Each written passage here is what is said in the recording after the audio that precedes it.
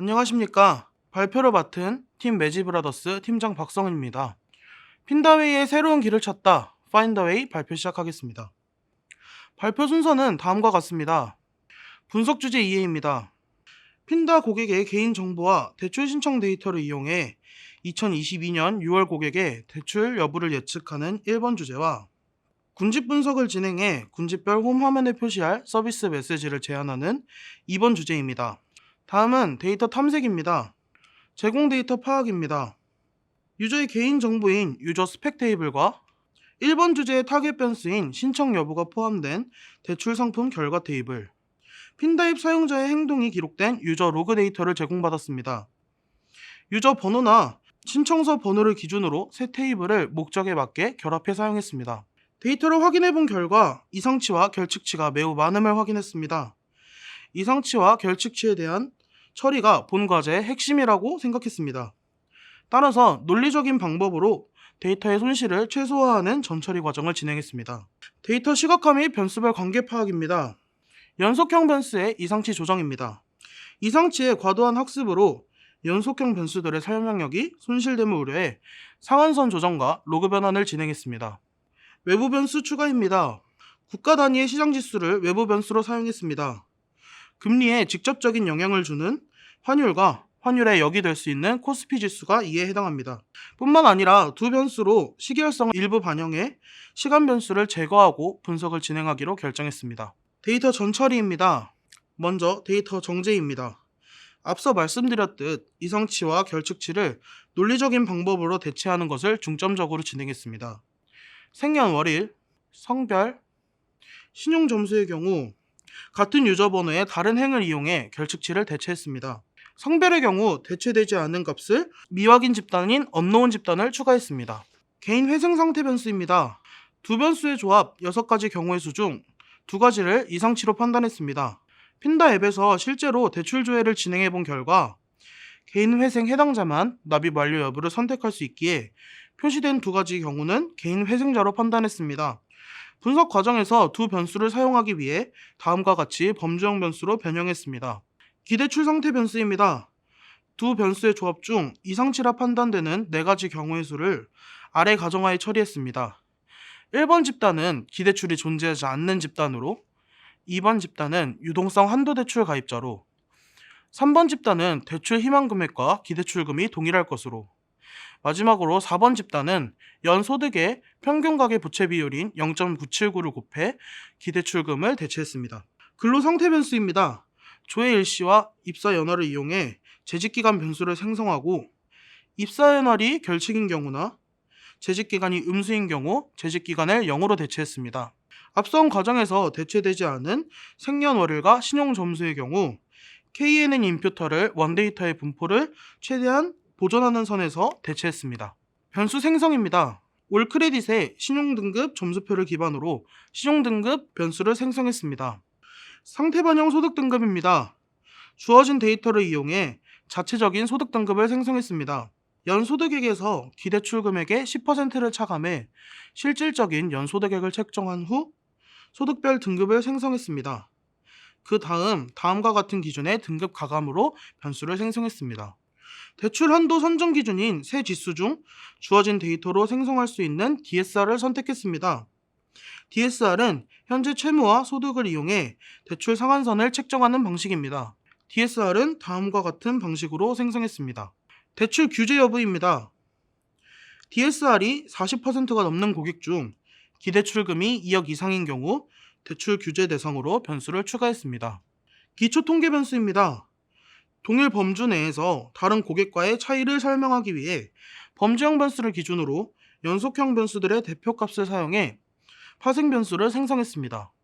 고객은 추천받은 상품 간의 비교를 통해 대출 신청을 결정합니다. 모델은 하나의 행을 하나의 객체로 인식하기 때문에 다른 행과의 상관관계를 학습시키고자 신청서별 대출 한도와 금리 변수의 대표값을 추가했습니다. 동일 범주 내에서 다른 고객과 차이를 설명하기 위해 범주형 변수를 기준으로 대출 한도와 대출 금리의 대표값을 이용해 파생 변수를 생성했습니다.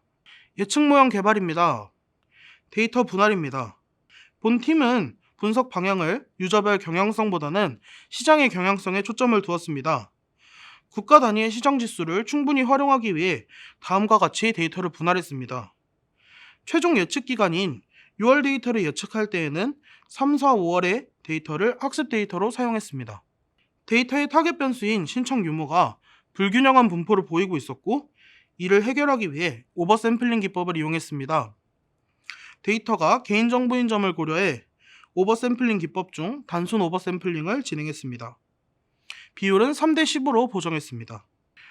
성적 평가 방식입니다. 문제에서 제시된 성적 평가 방식은 정확도와 F1 스코어입니다. 사용 모델 정의입니다. 다음과 같은 7개의 단일 모델을 사용했습니다. 불균형한 데이터로 인해 학습이 편향되는 것을 우려했습니다. 때문에 오분류된 데이터에 가중치를 부여하는 부스팅 기법이 본 과제에 적합하다고 판단했습니다. 부스팅 모델에서 연속형 변수의 중요도가 높은 것을 확인했습니다. 따라서 연속형 변수의 영향을 많이 받는 로지스틱 회귀 분석도 사용했습니다. 다음은 하이퍼 파라미터 튜닝입니다. 그리드 서치와 베이지안 옵티마이제이션을 이용해 하이퍼 파라미터를 튜닝했습니다. 다음은 모델링 과정입니다. 변수 선택입니다. 단일 성능이 가장 뛰어난 XGBoost를 기반으로 후진 제거법을 통해 변수 선택 과정을 진행했습니다. 이를 통해 성능이 향상됨을 확인할 수 있었습니다.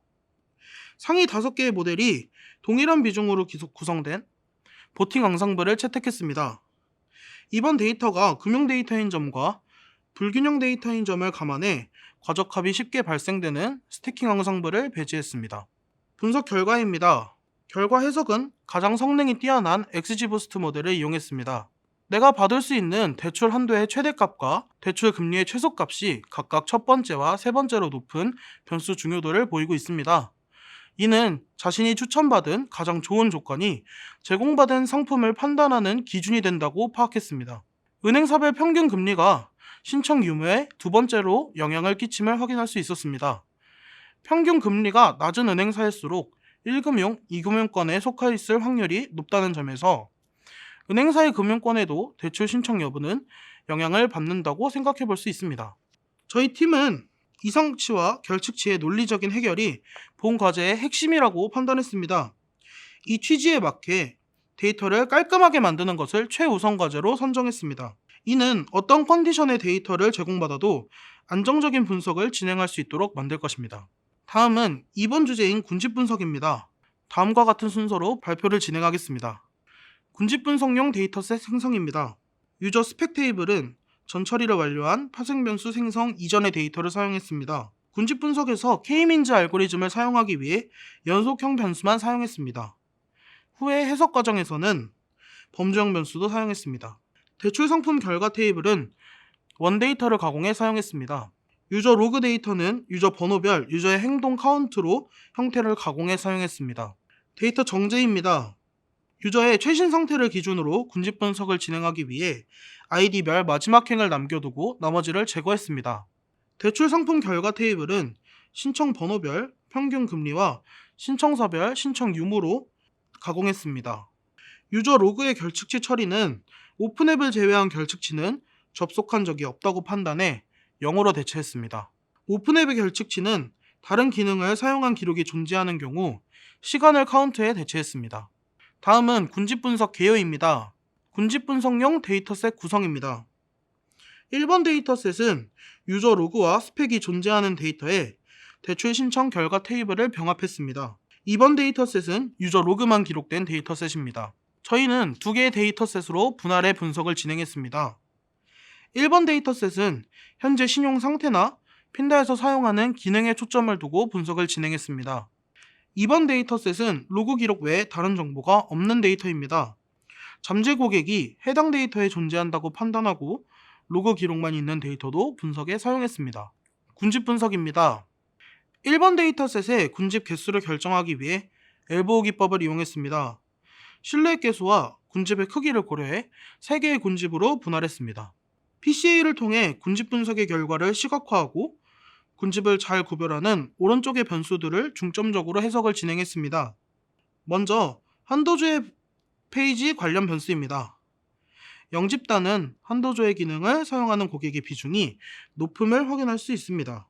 핀다 앱 실행 변수입니다. 영집단이 실행 비중이 높음을 확인할 수 있습니다. 또한 1집단의 사용률이 저조함도 확인할 수 있습니다. 신용정보조회 변수입니다. 핀다 앱 실행 변수와 비슷한 추세를 보임을 확인할 수 있습니다. 개인 회생그룹 변수입니다.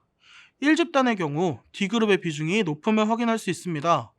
D그룹은 개인 회생 납부를 완료한 그룹입니다. 기대출금 변수입니다. 1집단은 기대출금이 존재하지 않는 집단입니다.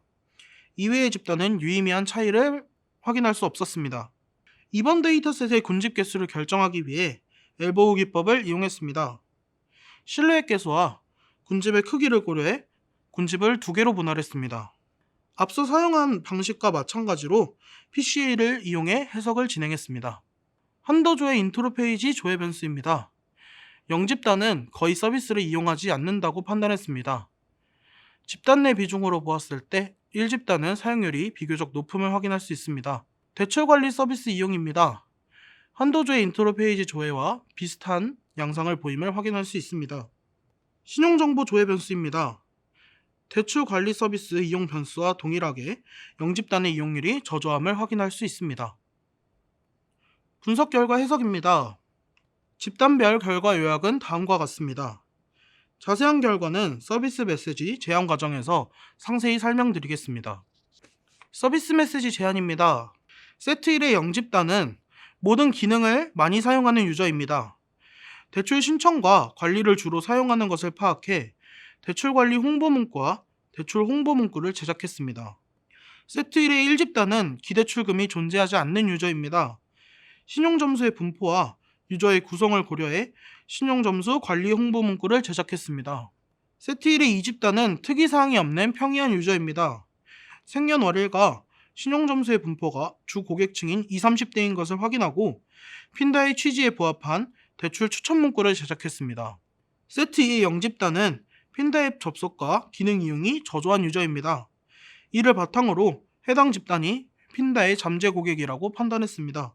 다양한 기능을 소개해 잠재 고객이 핀다 앱을 이용하게끔 하는 것을 목표로 두었습니다.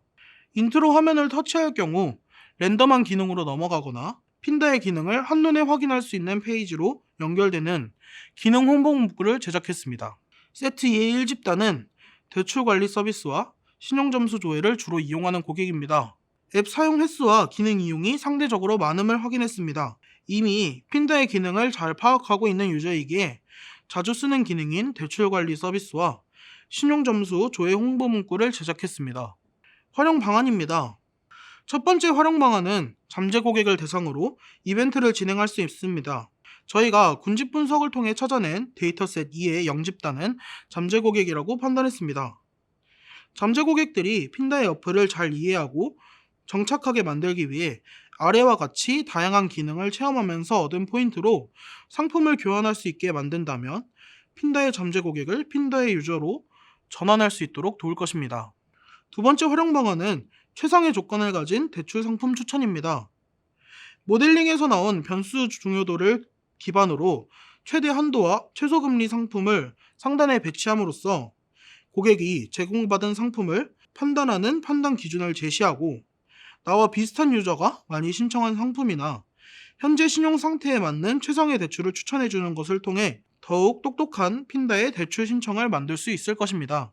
저희가 찾아낸 길이 새로운 핀다웨이를 제시했길 바라면서 이번 발표 마치도록 하겠습니다.